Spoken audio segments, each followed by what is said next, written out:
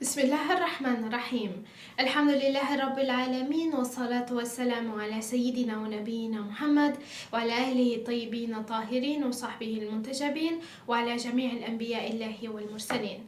Me emrin e Allahut të gjithëmëshirshmit më shpëlautet. Falënderimet më të sinqerta vetëm për Allahun e madhëruar.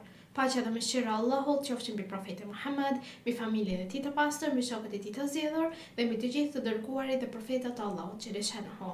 Të nderuar dëgjues dhe shikues, ju përshëndes të gjithëve me përshëndetjen e bukur islame. Assalamu alaikum wa rahmatullahi wa barakatuhu. Paqja, mëshira dhe begatit e Allahut qofshin mbi ju. Për ditën e sotme do të flasim rreth temës veprat e mira në dritën e Islamit. Në rrugën e udhëzimit hyjnor, njeriu është krijuar me një qëllim të lartë, për të adhuruar Zotin dhe për të jetuar një jetë të denjë, të ndërtuar mbi themelet e besimit dhe veprave të mira. Islami, si një fe e mëshirës dhe e drejtësisë, e vendos theksin e veçantë mbi rëndësinë e veprave të mira, si dëshmi të besimit të sinqert dhe të devotshmërisë ndaj Allahut të lartësuar.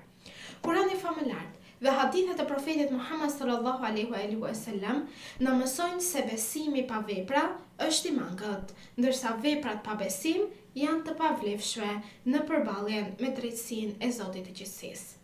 Kurani, si fjala hyjnore, në shumë ajete ngre lart vlerën e veprave të mira, duke i përshkruar ato si rrugën drejt shpëtimit dhe kënaqësisë së përjetshme. Le të shohim së bashku disa nga ajetet që na e tejçon këtë mesazh. Allahu i lartësuar thot: Bismillahirrahmanirrahim.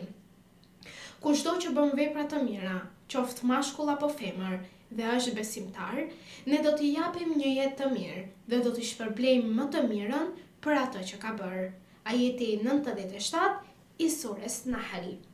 Ky ajet tregon fare qartazi se vepra e mirë nuk është vetëm një akt i përkohshëm, por një burim lumturie dhe shpërblimi në këtë botë dhe në botën tjetër. Islami i vlerëson veprat e mira pa dallim gjinor apo statusi social, për aq kohë sa ato shoqërohen me besim të sinqert. Pra veprat e mira të shoqërohen me besim të sinqert tek Zoti një dhe i vetëm. Në një ajet tjetër Allahu i madhëruar thot: Bismillahirrahmanirrahim, ata që besojnë dhe bëjnë vepra të mira janë banor të xhenetit. Aty do të jenë për jetë. Ajeti 82 i surës Bekare. Ky përshkrim i bukur i shpërblimit për veprat e mira është një inkurajim i fuqishëm për çdo besimtar që të ndjek rrugën e devotshmërisë dhe të mos i nënshtrohet dëshirave kalimtare të kësaj bote.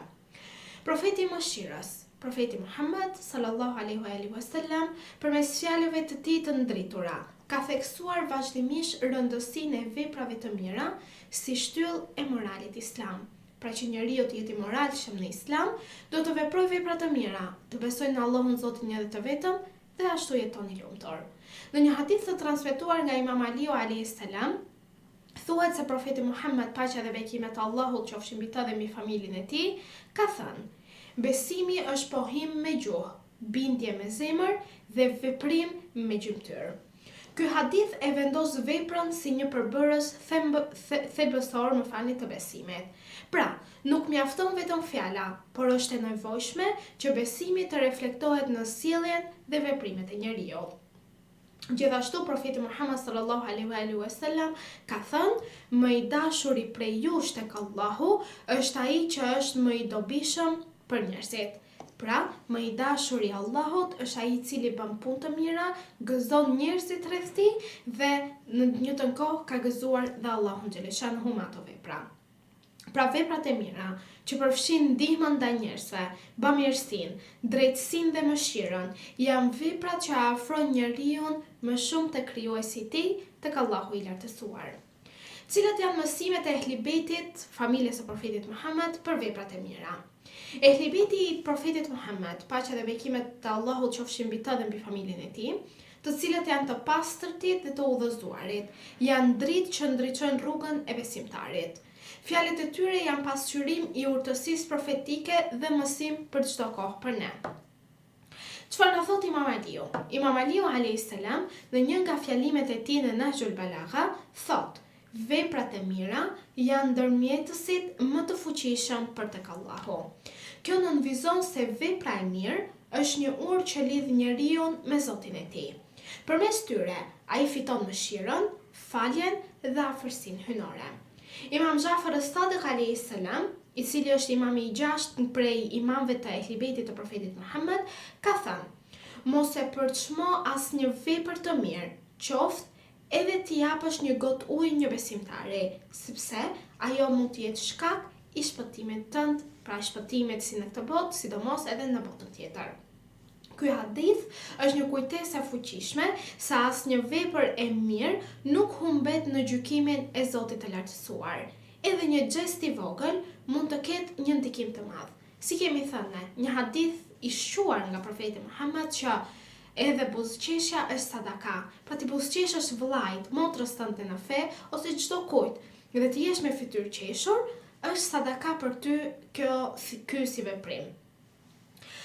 Në këtë moment le të shohim së bashku se cilat janë llojet e veprave të mira në Islam.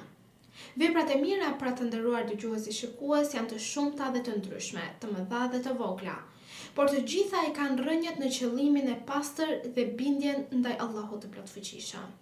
Disa nga veprat më të theksuara në Islam janë: e para është falja, pra namazi, që është adhurimi më i madh dhe më i rëndësishëm që afron njeriu me Zotin e tij. Puna e dytë është zekati dhe sadakaja. Ndihma ndaj të varfërve dhe pastrimi i pasurisë është një ndër veprat më të mira që na ndriçojnë jetën tonë. E tretja është respekti ndaj prindërve, një vepër kjo që shoqërohet me shpërblim të madh. Puna e katërt, ndihma ndaj të afërmve dhe fëmijëve. Pra ka të bëjë me ruajtjen e lidhjeve farefisnore dhe shoqërore. Mbajtja e fjalës dhe drejtësia është një cilësi thelbësore e një besimtari të sinqert. Dhe vepra e fundit, por jo nga rëndësia, është falja dhe mëshira ndaj të tjerëve. Ndjekja e moralit të profetit Muhammed, të familjes së tij të pastër dhe të shokëve të profetit Muhammed atyre të denjve për të ndjekur. Veprat e mira janë pasqyra e brendësisë së njeriut, dëshmi e besimit të tij dhe shkallë e ngritjes shpirtërore. Islami na mëson se nuk mjafton të besosh, por është e domosdoshme të veprosh në përputhje me atë besim që ti ke. Kurani, profeti Muhammed dhe ehlibeti i tij, paqaqoftë mbi ta të gjithë, na mësojnë se çdo vepër, qoftë ajo më e vogla, ka peshë para Allahut nëse bëhet me qëllim të pastër dhe për kënaqësinë për të afruar tek Zoti një dhe i vetëm. Në një botë ku padrejtësia, të nderuar dëgjues dhe shikues, dhe egoizmi janë në rritje fatkeqësisht, veprat e mira janë arma më e fuqishme e besimtarit për ta ruajtur shpirtin e tij, për të përhapur dashurinë dhe për të ndërtuar një shoqëri të drejtë e mëshirëplot. Të jemi nga ata që veprojmë me sinqeritet, që ndihmojmë të tjerët dhe që kërkojmë kënaqësinë e Allahut në çdo hap të jetës tonë. Amin, inshallah. Në këtë moment të nderuar dëgjues dhe shikues, ju përshëndes të gjithëve me përshëndetjen e bukur islame. Assalamu alaikum wa rahmatullahi wa barakatuhu. Paqja, mëshira dhe beqatia e Allahut qofshin mbi ju.